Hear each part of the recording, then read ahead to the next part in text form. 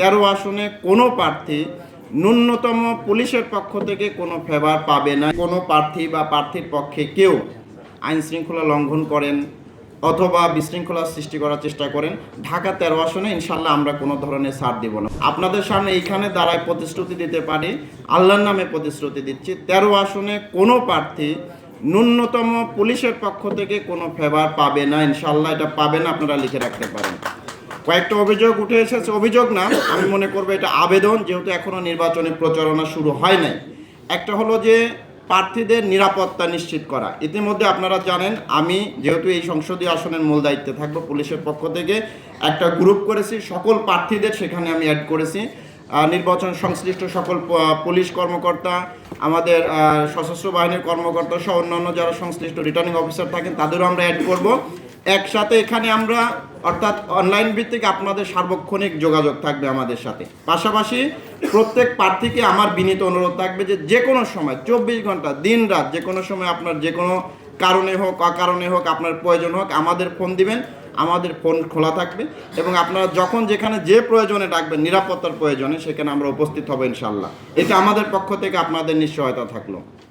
পাশাপাশি একটা জিনিস আপনাদের প্রতি অনুরোধ থাকবে, আমরা দেখলাম যে এত বেশি আচরণবিধি মানে আষ্টে পিষ্টে বেঁধে ফেলা হয়েছে, অর্থাৎ হাত পা বেঁধে পানিতে ফেলে দেওয়ার মতো, এবার সাঁতরায় পার হওয়ার মতো। তো যেহেতু এটা রাষ্ট্রীয় আইন, এটা আমরা কেউই চেঞ্জ করতে পারবো না, কিন্তু এর মধ্যে থেকেই আমরা আশা করব আপনারা সর্বোচ্চ প্রচারণা করবেন, কারণ একসাথে আমাদের দুইটা দায়। একটা দায় হলো জনগণের হাতে ভোটের অধিকার পৌঁছে দিতে হবে, মানে হচ্ছে ইতিহাসের সর্বোচ্চ সংখ্যক জনগণকে ভোটার অধিকার অর্থাৎ ভোট সেন্টারে আমাদের সবাইকে নিয়ে আসতে হবে, সেরকম একটা পরিবেশ আমাদের তৈরি করে রাখতে হবে। এইটা শুধু আমরা আইনশৃঙ্খলা বাহিনী, রিটার্নিং অফিসার, বিজ্ঞ ম্যাজিস্ট্রেটের না, সকল প্রার্থীদেরও কিন্তু এটা দায়। আমাদের সাংবাদিক ভাইদেরও এখানে কিন্তু দায় আছে যে আমরা সবাই মিলে যদি একত্রে কাজ করি এবং একজন আরেকজনের প্রতি কাদা ছড়াছড়ি না করি। কারণ আপনারা একটা জিনিস খেয়াল করেন যে এই যে জুলাই গণ অভ্যুত্থানের আপনারা যারা অংশ নিচ্ছেন সবাই কিন্তু এটার অংশ ছিলেন।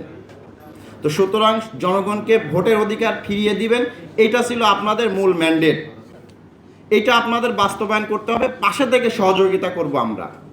এইটা করতে গিয়ে যদি কোনো প্রার্থী বা প্রার্থীর পক্ষে কেউ আইন শৃঙ্খলা লঙ্ঘন করেন অথবা বিশৃঙ্খলা সৃষ্টি করার চেষ্টা করেন, ঢাকা 13 আসনে ইনশাল্লাহ আমরা কোনো ধরনের ছাড় দেব না। অতীতেও আমি ব্যক্তিগতভাবে দেই নাই, আমার পুলিশ সকল সদস্যদের সাথে আমরা বারবার মিটিং করেছি, কেউই দেখবেন যে আপনাদের কারো প্রতি কোনো ধরনের আলাদা পীড়িত দেখাবে না, এটা আপনি নিশ্চিত থাকেন।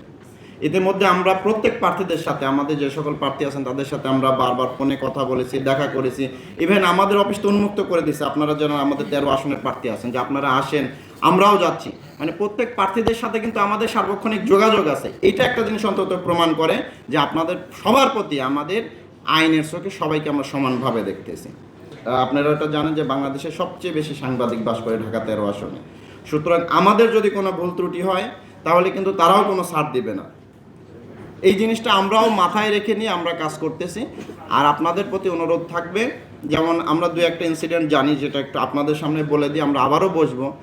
যেমন হচ্ছে যে আমরা দেখেছি কিছু চিহ্নিত সন্ত্রাসী ইতিমধ্যে বের হওয়ার চেষ্টা করেছে। তো প্রার্থীদের প্রতি আমাদের বিনীত অনুরোধ থাকবে, যদি আপনাদের সম্মুখ থেকে এরকম সন্ত্রাসী বা কিশোর গ্যাংদের ধরে নিয়ে আসে তাহলে কিন্তু আপনাদের মান সম্মান নষ্ট হবে, বা আপনাদের প্রচারণায় যেটা নির্বাচনী আচরণবিধি লঙ্ঘন করে এমন কিছু ঘটনা যদি ঘটে আপনাদের সামনে থেকে, সেটা আমরা ধরে নিয়ে আসি বা আমরা বাধা দেই বা আপনাদের প্রতিহত করি, এতে কিন্তু আপনাদের ভোটও কমবে, আপনারা বিব্রতও হবেন। আমরা চাই না কোনো প্রার্থীকে বিব্রত করতে, আমরা চাই সবাই সকল প্রার্থীকে সমান সম্মান দিয়ে এবং সবাইকে নিয়ে একটা সুন্দর ভোট জাতিকে উপহার দিতে।